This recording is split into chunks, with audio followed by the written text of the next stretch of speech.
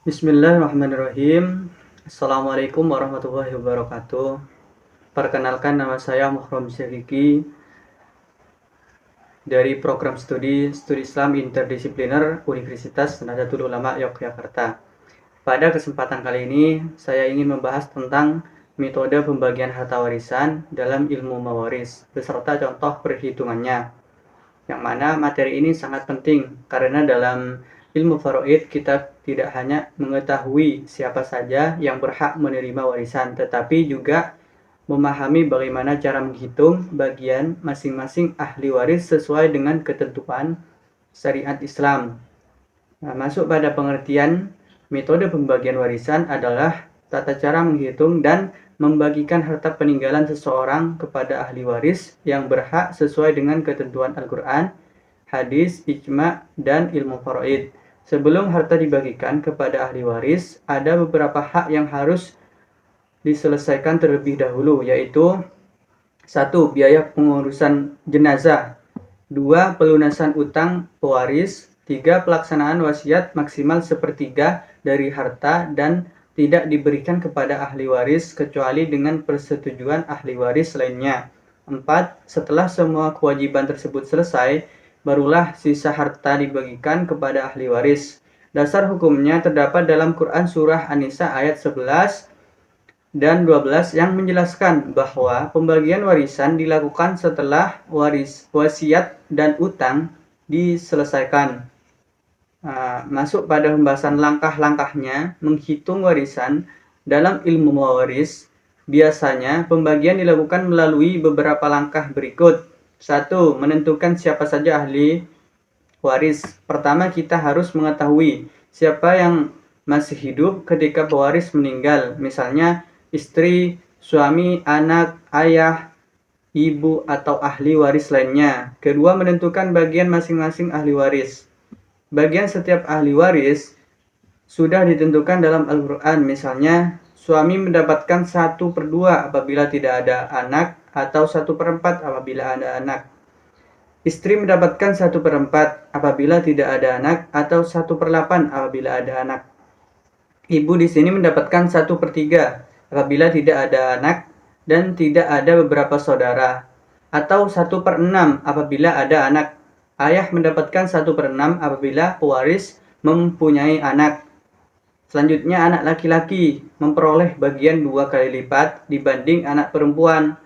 Masuk pada pembahasan 3. Menentukan asal masalah. Asal masalah adalah angka penyebut yang digunakan untuk mempermudah pembagian warisan. Contohnya, jika bagiannya 1/2 dan 1/2, maka asal masalahnya yaitu 2. Jika bagiannya 1/4 dan 3/4, maka asal masalahnya adalah 4. Jika terdapat bagian 1/6 dan 1/3, maka asal masalahnya yaitu 6. Dengan menggunakan asal masalah, pembagian menjadi lebih mudah dan tidak membingungkan. Nah, masuk di sini pada contoh perhitungan warisan yang mana bisa dilihat langsung pada gambar ini.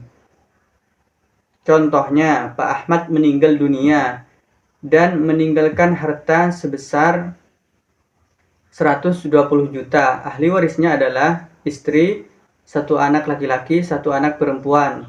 Karena pewaris mempunyai anak, maka istri mendapatkan 1/8. Bagian istri yaitu 1/8 kali 125 juta, maka istri mendapatkan 15 juta. Sisanya daripada hartanya yaitu 120 juta dikurangin 15 juta, maka sisanya tinggal 105 juta. Sisa ini diberikan kepada anak-anak dengan perbandingan 2/1. Total bagian yaitu 3.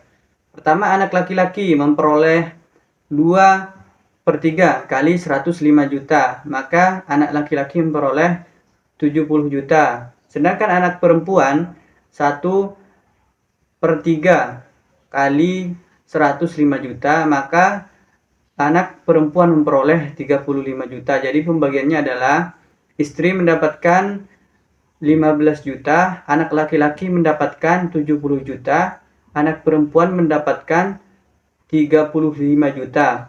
Jumlah seluruhnya tetap menjadi 120 juta. Masuk pada metode khusus dalam pembagian warisan. Nah, di sini selain pembagian biasa, dalam ilmu mewaris juga dikenal beberapa metode khusus.